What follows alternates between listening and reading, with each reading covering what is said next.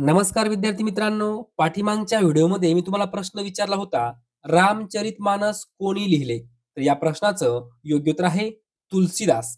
तुलसीदास. विद्यार्थी मित्रांनो, या व्हिडिओमध्ये एकूण 15 प्रश्न आपण पाहणार आहोत. 15 पैकी कमीत कमी 12 प्रश्नांची उत्तरे तुमची बरोबर यायलाच पाहिजे. चला तर बघूया प्रश्न पहिला. जस्तसाठी प्रसिद्ध असलेल्या जावराखानी कोणत्या राज्यात आहे? तर या ठिकाणी पर्याय पहा. उत्तर माहिती असेल तर कमेंटमध्ये उत्तर सांगायचं आहे. तर या ठिकाणी योग्य उत्तर आहे राजस्थान. राजस्थान. लक्षात ठेवायचं आहे. जावराखानी कोणत्या राज्यात आहे? राजस्थानमध्ये आहे. कशासाठी प्रसिद्ध आहे? जस्तसाठी प्रसिद्ध आहे. पुढील प्रश्न पहा. भूकंप आणि संबंधित घटनांचा वैज्ञानिक अभ्यास कोणत्या नावाने ओळखला जातो? तर या ठिकाणी योग्य उत्तर आहे भूकंपशास्त्र. भूकंपशास्त्र. पुढचा प्रश्न पहा. पाल्क सामुद्रधुनीने कोणते देश जोडलेले आहेत? हा प्रश्न तलाठी भरतीमध्ये खूप वेळा विचारला गेला आहे. हा प्रश्न पोलीस भरतीमध्ये खूप वेळा विचारला गेलेला आहे. पाल्क सामुद्रधुनीने कोणते देश जोडलेले आहेत? तर या ठिकाणी योग्य उत्तर आहे भारत, श्रीलंका. भारत, श्रीलंका. पुढील प्रश्न पहा. हडप्पा संस्कृतीतील लोकांची सामाजिक व्यवस्था कोणती होती? तर या ठिकाणी योग्य उत्तर आहे योग्य समतावादी. योग्य समतावादी. हडप्पा संस्कृतीतील लोकांची सामाजिक व्यवस्था योग्य समतावादी होती. पुढील प्रश्न पहा. दोनदा नोबेल पारितोषिक मिळवणारी पहिली व्यक्ती कोण आहे? दोनदा नोबेल पारितोषिक मिळवणारी पहिली व्यक्ती कोण आहे? हा प्रश्न खूप वेळा तलाठी भरती, पोलीस भरतीमध्ये विचारला गेला आहे. तर योग्य उत्तर आहे madam Marie Curie. Madam Marie Curie. पुढील प्रश्न पहा.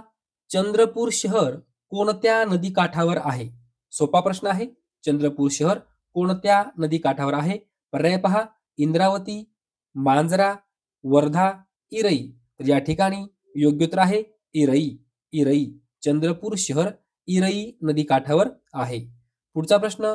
ज्ञानपीठ पुरस्कार मिळवणारी पहिली भारतीय महिला कोण आहे? प्रश्न परीक्षेमध्ये विचारला गेला आहे. तर या ठिकाणी योग्य उत्तर आहे आशापूर्णा देवी. ज्ञानपीठ पुरस्कार मिळवणारी पहिली भारतीय महिला आशापूर्णा देवी. पुढील प्रश्न पहा. भारताचे पहिले उपराष्ट्रपती कोण होते? तर या ठिकाणी योग्य उत्तर आहे डॉक्टर सर्वपल्ली राधाकृष्णन हे भारताचे पहिले उपराष्ट्रपती होते. डॉक्टर सर्वपल्ली राधाकृष्णन. भारताच्या पहिल्या महिला राष्ट्रपतींचे नाव काय आहे?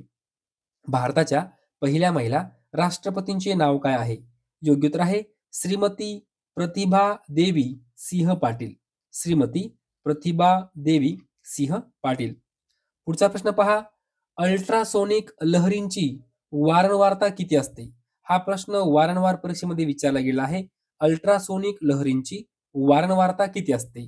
तर या ठिकाणी योग्य उत्तर आहे 20,000 हर्ट्झ पेक्षा जास्त. पुढचा प्रश्न पहा.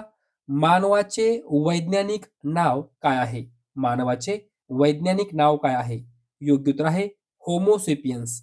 होमोसेपियन्स. पुढचा प्रश्न. भारतातील कोणते राज्य सर्वात जास्त तांदूळ उत्पादन करते? तर योग्य उत्तर आहे पश्चिम बंगाल. पश्चिम बंगाल.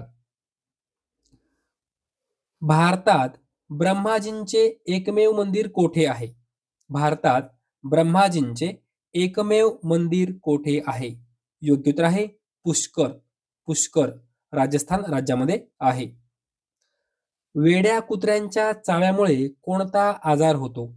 वेड्या कुत्र्यांच्या चाव्यामुळे कोणता आजार होतो? या ठिकाणी योग्य उत्तर आहे रेबीज. रेबीज किंवा हायड्रोफोबिया. रेबीज किंवा हायड्रोफोबिया. पुढील प्रश्न पहा. जालना शहर कोणत्या नदीकाठावर आहे? जालना शहर कोणत्या नदीकाठावर आहे? पर्याय पहा. तापी, पैनगंगा, गोदावरी, कुंडलिका. या ठिकाणी योग्य उत्तर आहे कुंडलिका. कुंडलिका. जालना शहर कुंडलिका नदीकाठावर आहे. हा प्रश्न परीक्षेमध्ये विचारला गेलेला आहे. पुढचा प्रश्न. हडप्पा संस्कृतीतील कोणत्या पुरातत्वीय स्थळाला सिंधची बाग म्हटले जाते? हडप्पा संस्कृतीतील कोणत्या पुरातत्वीय स्थळाला सिंधची बाग म्हटले जाते? पर्याय पहा. मोहेंजोदरो, तक्षशिला, सोनीपत, अयोध्या. तर या ठिकाणी योग्य उत्तर आहे मोहेंजोदारो. पुढचा प्रश्न पहा. विद्यार्थी मित्रांनो, आपला हा शेवटचा प्रश्न आहे. याचं उत्तर तुम्ही मला कमेंट बॉक्समध्ये सांगायचं आहे. पहा प्रश्न काय आहे? ब्रिटिश संसदेत निवडून आलेले पहिले भारतीय कोण होते? ब्रिटिश संसदेत निवडून आलेले पहिले भारतीय कोण होते? पर्याय पहा. सरदार पटेल, महात्मा गांधी, गोपाळ गणेश आगरकर, दादाभाई नौरोजी. विद्यार्थी मित्रांनो, या प्रश्नाचं योग्य उत्तर काय असणार आहे ते तुम्ही मला कमेंटमध्ये सांगायचं आहे. आणि हा प्रश्न तलाठी भरतीमध्ये खूप वेळा विचारला गेला आहे. हा प्रश्न पोलीस भरतीमध्ये खूप वेळा विचारला गेलेला आहे. जर तुम्हाला हा व्हिडिओ आवडला असेल तर नक्की लाईक करा, शेअर करा, सबस्क्राईब करा. धन्यवाद.